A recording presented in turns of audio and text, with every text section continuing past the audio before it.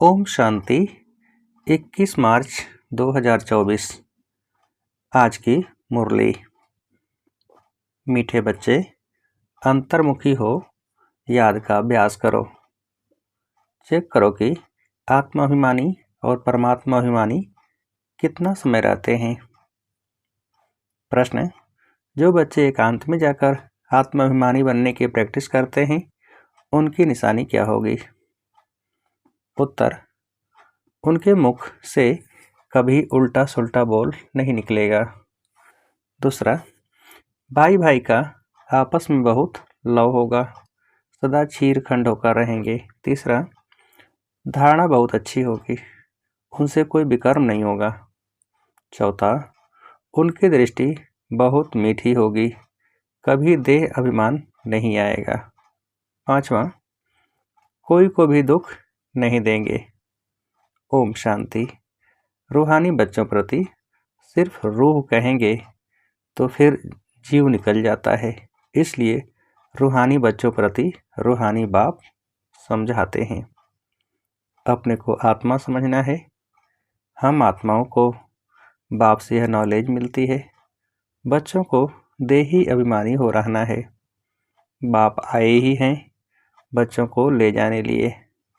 बाल सतयुग में तुम आत्माभिमानी बनते हो, परंतु परमात्मा अभिमानी नहीं।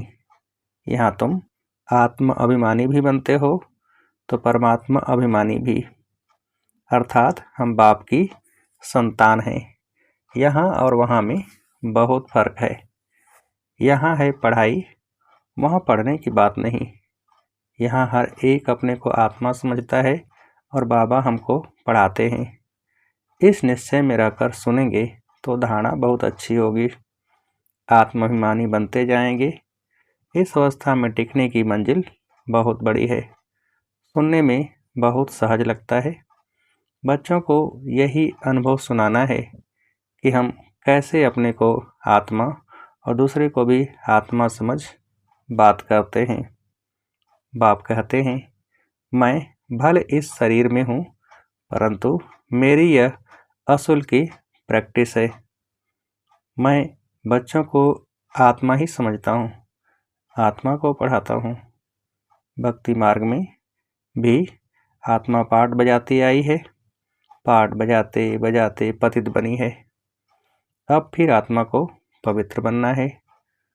तो जब तक बाप को परमात्मा समझकर याद नहीं करेंगे तो पवित्र कैसे बनेंगे?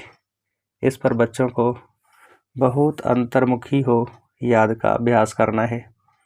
नॉलेज सहज है, बाकी यह निश्चय पक्का रहे कि हम आत्मा पढ़ते हैं, बाबा हमको पढ़ाते हैं, तो धारणा भी होगी और कोई विकर्म नहीं होगा।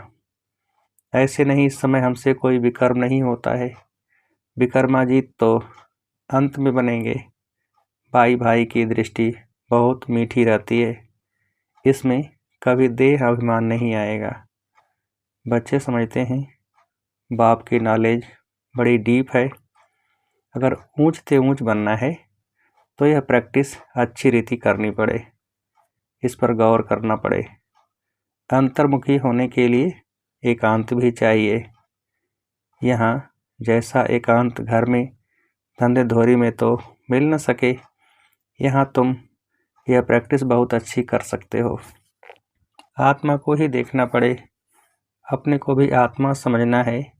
यह प्रैक्टिस यहाँ करने से आदत पड़ जाएगी। फिर अपना चार्ट भी रखना चाहिए, कहाँ तक आत्माभिमानी बने हैं। आत्मा को ही हम सुनाते हैं, उनसे ही बातचीत करते हैं। यह प्रैक्टिस बहुत अच्छी चाहिए। बच्चे समझते होंगे यह बात तो ठीक है, देह अभिमान निकल जाए और हम आत्माभिमानी बन जाएं। धारणा करते और कराते जाएं। कोशिश कर अपने को आत्मा समझ बाप को याद करना। यह चार्ट बड़ा डीप है, बड़े बड़े महारथी भी समझते होंगे।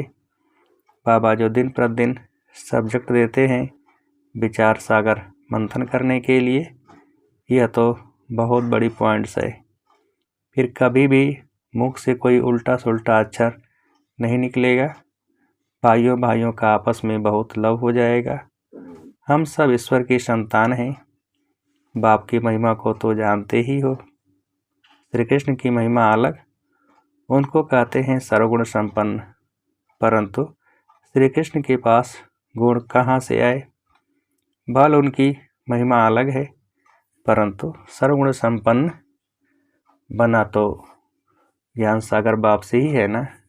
तो अपनी जांच बहुत रखनी है, कदम कदम पर पूरा पोता मेल निकालना है। व्यापारी लोग सारे दिन की मुरादी रात को संभालते हैं।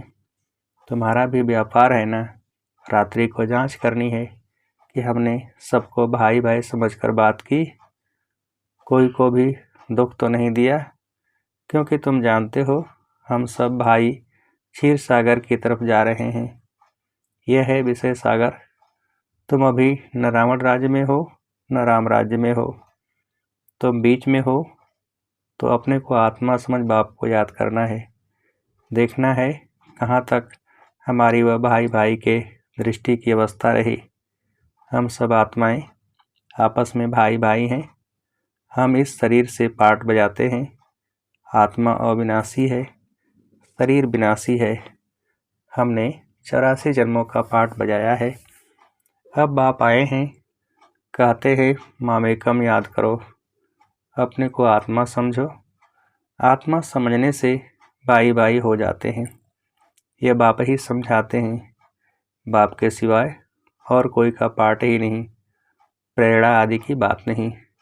जैसे टीचर बैठ समझाते हैं, वैसे बाप बच्चों को समझाते हैं। ये विचार करने की बात है, इसमें समय भी देना पड़ता है। बाप ने धंधा आदि करने के लिए तो कह दिया है, लेकिन याद की यात्रा भी जरूरी है। उसके लिए भी टाइम निकालना चाहिए। सर्विस भी सबके भिन्न भिन्न है। कोई बहुत टाइम निकाल सकते हैं। मैगजीन में भी युक्ति से लिखना है कि यहाँ से ऐसे बाप को याद करना होता है। एक दो को भाई भाई समझना होता है। बाप आकर सभी आत्माओं को पढ़ाते हैं। आत्मा में दैवी गुणों के संस्कार अभी भरने हैं। मनुष्य पूछते हैं भारत का प्राचीन योग क्या है? तुम समझा सकते हो, परंतु तुम अभी बहुत थोड़े हो, तुम्हारा नाम निकला नहीं है। ईश्वर योग सिखलाते हैं। जरूर उनके बच्चे भी होंगे, वह भी जानते होंगे। यह किसको भी पता नहीं है। निराकार बाप कैसे आकर पढ़ाते हैं, वह खुद ही समझाते हैं।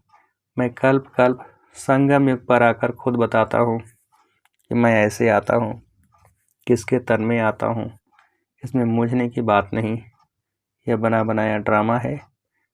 एक में ही आता हूँ, प्रजापिता ब्रह्मा द्वारा स्थापना।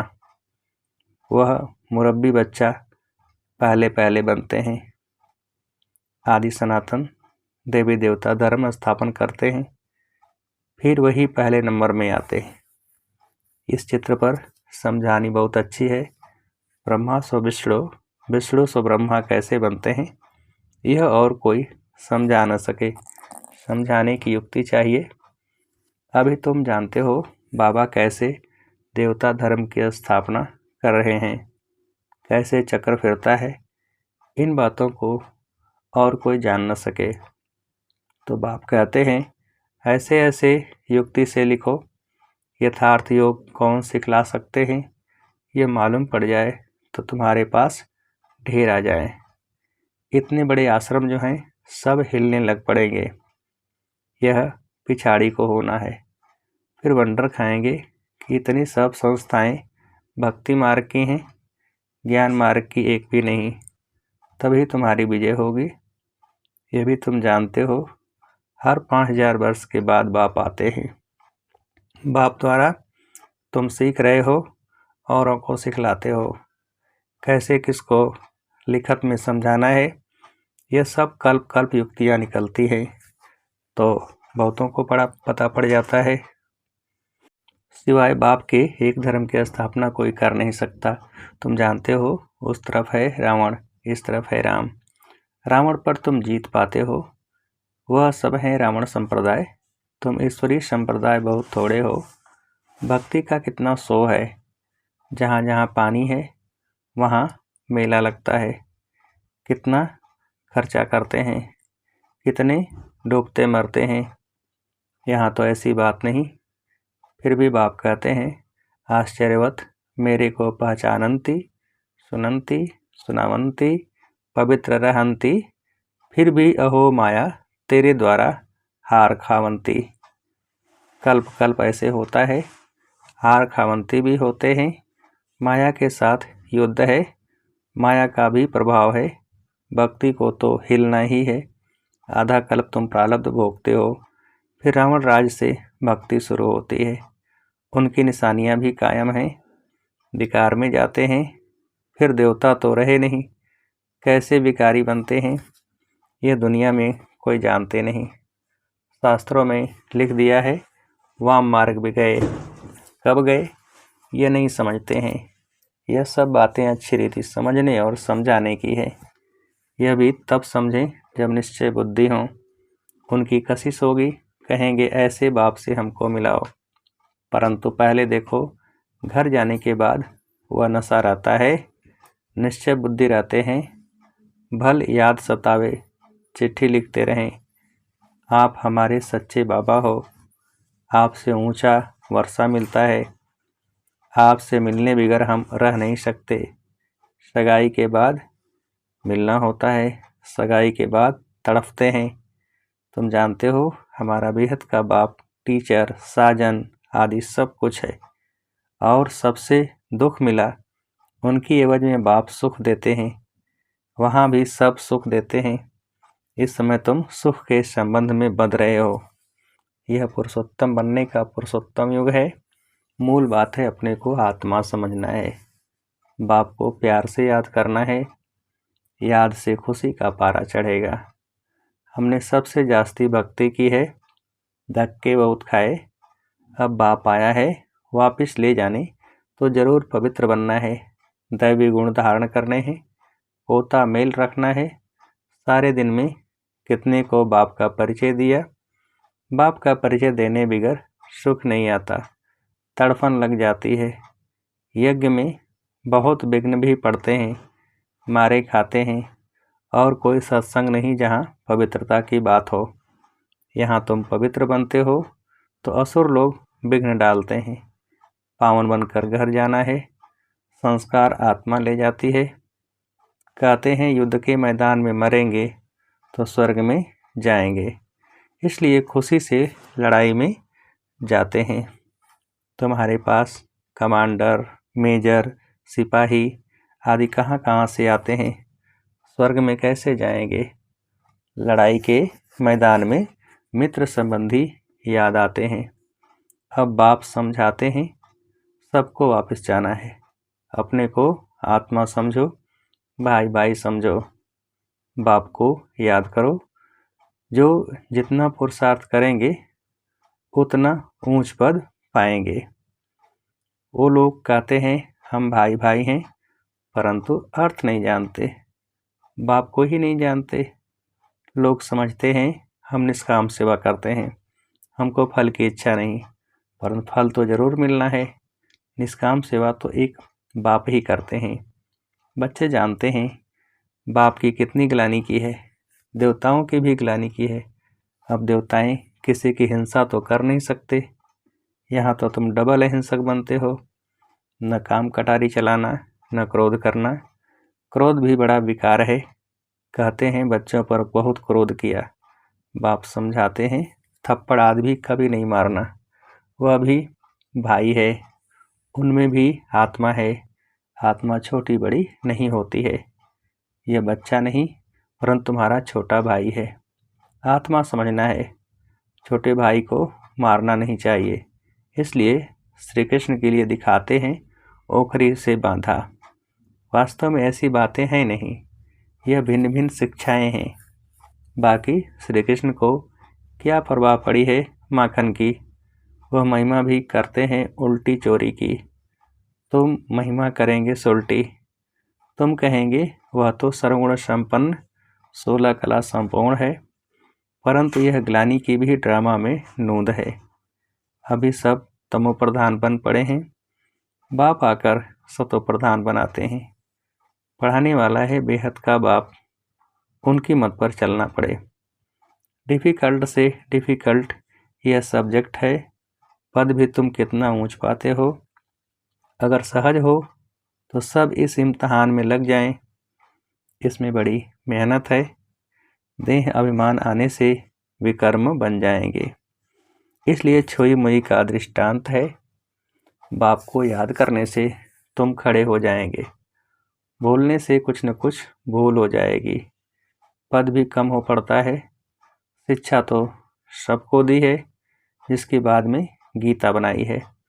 गरुड़ पुराण में रोचक बातें लिखी हैं जो मनुष्य को डर लगे। रावण राज्य में पाप तो होते ही हैं, क्योंकि है ही कांटों का जंगल।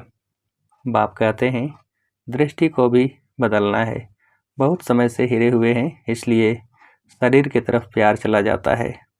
विनाशी चीज से प्यार रखने से फायदा ही क्या, अविनाशी से प्यार रखने से अविनाशी बन जाता है। बच्चों को यही डायरेक्शन है। उठते बैठते चलते फिरते बाप को याद करो। अच्छा, मीठे मीठे से खिलते बच्चों प्रति माता पिता बाप दादा का याद प्यार और गुड मॉर्निंग। रूहानी बाप की रूहानी बच्चों को नमस्ते। हम रूहानी बच्चों की रूहानी बाप को नमस्ते। धारणा के लिए मुख्य सार। पहली पॉइंट, शरीर विनाशी है, उससे प्यार निकाल। अविनाशी आत्मा से प्यार रखना है। अविनाशी बाप को याद करना है। आत्मा भाई भाई है, हम भाई से बात करते हैं, यह अभ्यास करना है। दूसरी पॉइंट, विचार सागर मंथन कर अपनी ऐसी अवस्था बनानी है जो मुख से कभी कोई उल्टा सुल्टा बोल न निकले। कदम कदम पर अपना पोता मेल चेक करना है। वरदान, निमित्त और निर्माण भाव से सेवा करने वाले श्रेष्ठ सफलता मूर्त भव। निमित्त और निर्माण भाव से सेवा करने वाले श्रेष्ठ सफलता मूर्त भव। विस्तार, सेवाधारी अर्थात सदा बाप समान निमित्त बनने और निर्माण रहने वाले। निर्माणता ही श्रेष्ठ सफलता का साधन है। किसी भी सेवा में सफलता प्राप्त करने के लिए नम्रता भाव और निमित्त भाव धारण करो। इससे सेवा में सदा मौज का अनुभव करेंगे। सेवा में कभी थकावट नहीं होगी। कोई भी सेवा मिले, लेकिन इन दो विशेषताओं से सफलता को पाते सफलता स्वरूप बन जाएंगे।